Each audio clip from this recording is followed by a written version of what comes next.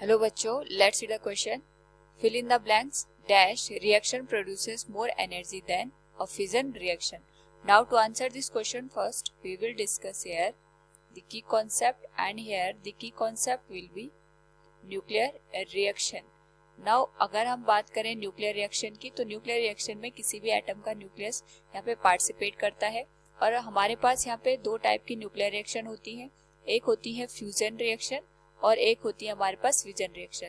तो जब हम बात करते हैं फ्यूजन रिएक्शन की, तो उसमें हमारे पास कोई भी दो एटम के न्यूक्लियस आपस में यहाँ पे कंबाइन होके एक यहाँ पे हैवी न्यूक्लियस का फॉर्मेशन करते हैं.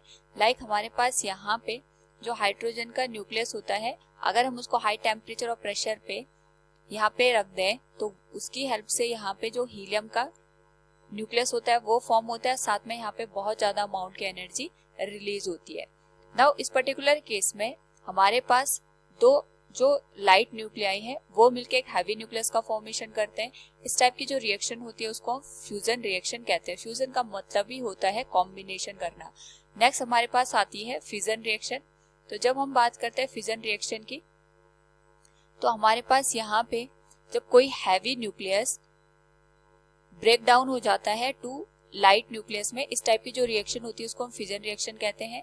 जैसे हमारे पास यूरेनियम 235 होता है, जिस पे अगर हम न्यूट्रॉन को स्ट्राइक करवा देते हैं तो उस पर्टिकुलर केस में हमारे पास यहाँ पे जो यूरेनियम होता है, ये बेरियम और क्रिप्टॉन दो लाइट न्यूक्लियर में यहाँ पे ब्रेक हो जाता है और साथ में यहाँ पे भी बहुत ज्यादा अमाउंट की एनर्जी रिलीज होती है. लेकिन अगर हम बात करें यहाँ पे फ्यूजन रिएक्शन और फिजन रिएक्शन में डिफरेंस की, तो जो फ्यूजन रिएक्शन होती है इसमें यहाँ पे ज्यादा एनर्जी रिलीज होती है as compare to the fission reaction. So from the given question we can say here fusion reaction produces more energy than a fission reaction. Hope all you understood it. Thank you and best of luck.